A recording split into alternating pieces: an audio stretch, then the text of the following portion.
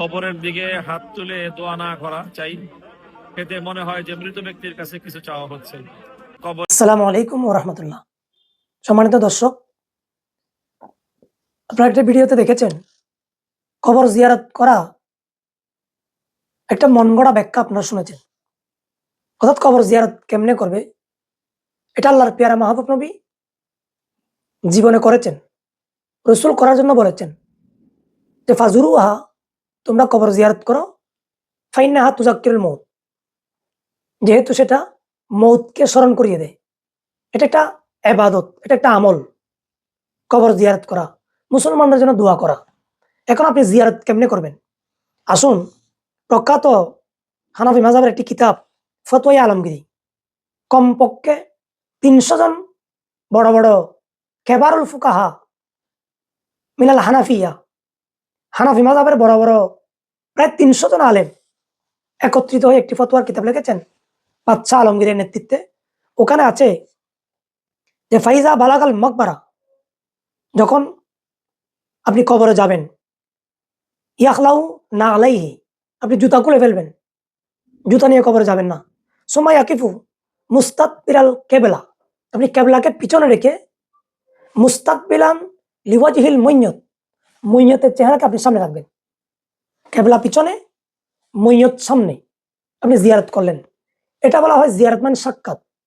আপনি আবার যা দোয়া, ওনাকে সালাম দিবেন, আসসালামু আলাইকুম ইয়া আহলাল কুবুর, যেভাবে আপনি বলবেন সালাম দিবেন, এরপর দোয়া পড়বেন। এখন আপনি মুনাজাত কেমনে করবেন? দেখুন, প্রখ্যাত হানাফি মাযহাবের প্রসিদ্ধ একজন আলেম আল্লামা মুল্লা আলী কারি আলাইহি রহমা, উনি একটা হাদিসে পাকের ব্যাখ্যায় উনি একটা কথা বলেছেন। হাদিস খানা হচ্ছে এই, ইবনে আব্বাসিন কল, ইবনে আব্বাস রিওয়ায়াত করছেন, মাররান নবী সাল্লাল্লাহু আলাইহি ওয়াসাল্লাম বিকুবুরিন বিল মদিনাতি, রাসূলুল্লাহ কিছু কবরের পাশ দিয়ে অতিক্রম করছিলেন। তো ফা আকবালা আলাইহিম, রাসূলুল্লাহ তাদের কাছে আসলেন, ওই কবরবাসীর, আই আলা আহলিল কুবুর, অর্থাৎ কবরবাসীকে সামনে নিলেন, রাসূল তাদের কাছে আসলেন। তো এখন এখান থেকে উনি বলছেন, ওখানে জিয়ারত করলেন, সালাম দিলেন। এখন আপনি জিয়ারত কেমনে করবেন, দোয়া কেমনে করবেন, এখন উনি ব্যাখ্যা করছেন। ওফিহি দালালাতুন আলা আন্নাল মুস্তাহাব্বা, যে জিয়ারতের সিস্টেম, মুনাজাতের সিস্টেম হচ্ছে ফি হালিস সালাম আলাল মুইয়ত, তখন আপনি মুইয়তকে সালাম দিবেন, আন ইয়াকুনা ওয়াজহুহু লিওয়াজহিল মুইয়ত, মুইয়তের চেহারা আপনি সামনে রাখবেন।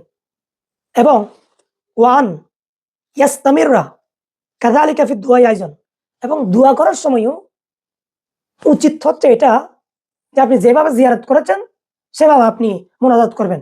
কেন? এখানে দুইটা কথা। একটা হচ্ছে আপনি দুয়ার কেবলা হচ্ছে আসমান, দুয়ার কেবলা পূর্ব দিক, পশ্চিম দিক, উত্তর দিক, দক্ষিণ দিক, এরকম মুআয়্যান করা, এরকম মখসুস করা, এটা হচ্ছে বেওকুফি কাজ। কারণ আপনি হাত যখন তুলবেন তখন মুনাজাতের কেবলা হচ্ছে উপরে আসমান। সুতরাং আপনি যেদিকে ফিরেন না কেন, আপনি যদি কেবলাকে পিছনে রাখেন, আপনার হাত উপরে তুলেছেন, উত্তোলন করেছেন, সুতরাং আপনার জন্য কেবলা হচ্ছে, হাতের মোনাজাতের কেবলা হচ্ছে আসমান। এবং আপনি পশ্চিম দিকে যদি মোনাজাতের জন্য হাজ করেন, কেন? সেদিকে আল্লাহ আছে। তো আল্লাহ কি পূর্ব দিকে নেই? আল্লাহ কি উত্তর দিকে নেই? আল্লাহ কি দক্ষিণ দিকে নেই? আল্লাহকে কোনো একটা দিক দিয়ে খাস করে ফেরা, মখসুস করা, এটা সম্পূর্ণ নাজায়েজ। এটা আকীদার কিতাবের মধ্যে আছে, আল্লাহ সব জায়গায় বিরাজমান। কেন? আল্লাহ নিজেই কোরআন শরীফে বলেছেন যে ফাআইনামা তুওয়াল্লু ফাসাম্মা ওয়াজহুল্লাহ, আপনার চেহারা যেদিকে আল্লাহ সেদিকে মওজুদ। শুধু নামাজের জন্য কেবলা হচ্ছে পশ্চিম দিক। কেন? সেদিকে হচ্ছে কেবলা আছে, কেবলা আল্লাহ সেদিকে, তা সেজন্য আমরা নামাজ পশ্চিম দিকে পড়ছি তা নয়, সেদিকে কেবলাকে আমরা সামনে রেখেছি।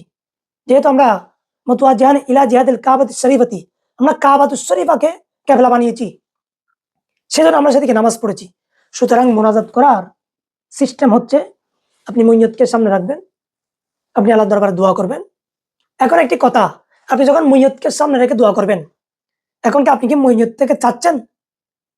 এটা তো আপনার আপনার ব্যক্তিগত ইচ্ছা। আপনি দোয়া করছেন আল্লাহর দরবারে, তো আপনি কেন মুইয়ত থেকে আপনি চাইবেন?